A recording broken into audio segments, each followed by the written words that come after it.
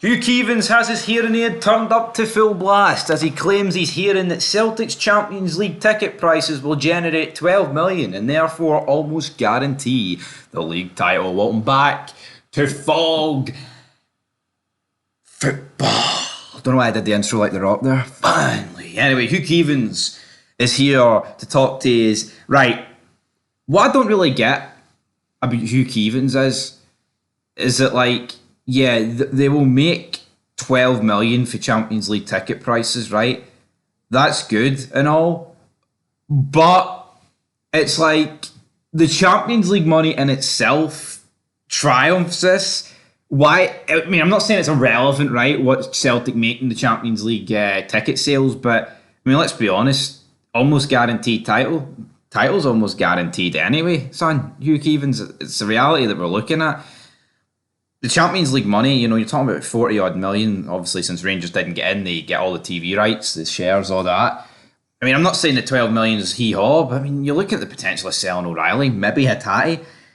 You know, I factor all that money, and it's like this 12 million to Celtic's just the cherry on the cake. I wouldn't say it's the final nail, even though those are two analogies that would sound similar. Anyway, we'll see what Hugh Keevins said. I'm hearing that Celtic's 4-game ticket package for home matches in the Champions League will be priced at £200 per fan.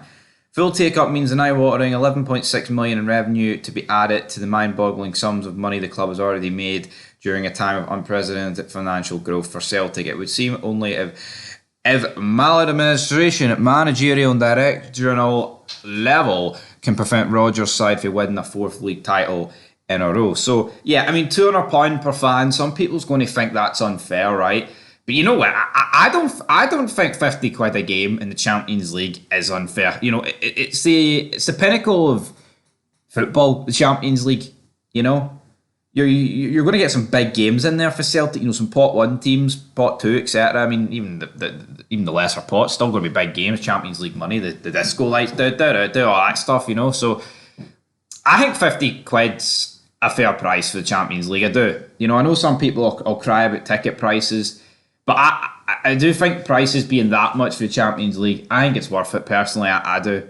You know, you're talking about big matches, and you look at other sporting events, or you know, like, I mean, look at the wrestling, right? I know a lot of people don't like wrestling, and I don't like it anymore, but I still talk about it. But it's like, look at that Clash at the Castle at the Hydro. I mean, look at the price of tickets there, and I get it, wrestling doesn't come to Scotland all that often, especially pay-per-views. Hell, first time ever, right? But the prices are a joke, man. You know, this is way more bang for your buck, personally. Anyway, Keevin said, you have to bear in mind the difficulties currently being endured by the team across the road on the other side of the city. No such imbalance exists in the Champions League. Only teams of recognisable quality survive in that environment. Celtic remain transparently short on the playing resources required to approach that term anything other than trepidation. Exactly why is that the case? Such is a source of mystification for the providers of wealth on the ticket buying department. The Lord and UEFA help those themselves, and Celtic are slow on the self-assistant front. Rodgers maintains a diplomatic stance on the subject of incoming transfers. Chief Executive Michael Nicholson has taken a vow of silence comparable to Atraptus amongst. I tell you what, right? Hugh Keevins is whipping out the big words here. Is he not? He's whipping out these words that have got like 15 fucking letters in them, where half the people watching this video, myself included, is probably wondering what's going on. But banter. Next time he speaks will be the same time he spoke last year, which at the club's annual general meeting for shareholders. This gathering is traditionally one of the great showbiz events on the light entertainment calendar. Take a serious question from the floor and answer it with a quip about Rangers and penalty kicks. Comedy gold, except Nicholson could encounter interrogation of a more robust nature next time unless there's some form of life before the current transfer window closes at the end of this month. Taking nearly 3 months to permanently sign last season's loan striker Dave from Norwich City was laughable, but the joke is wearing thin for the paying customers. End of quote. I agree with Hugh Keevins there. It's like, yeah, they probably will answer to do with Rangers at the AGM, but end of the day is Celtic fans, you know, like I say, you're paying big money for the Champions League, and in turn, you know, you do want the best players available that Celtic can buy, and they haven't really done that. You know, they're just penny pinching.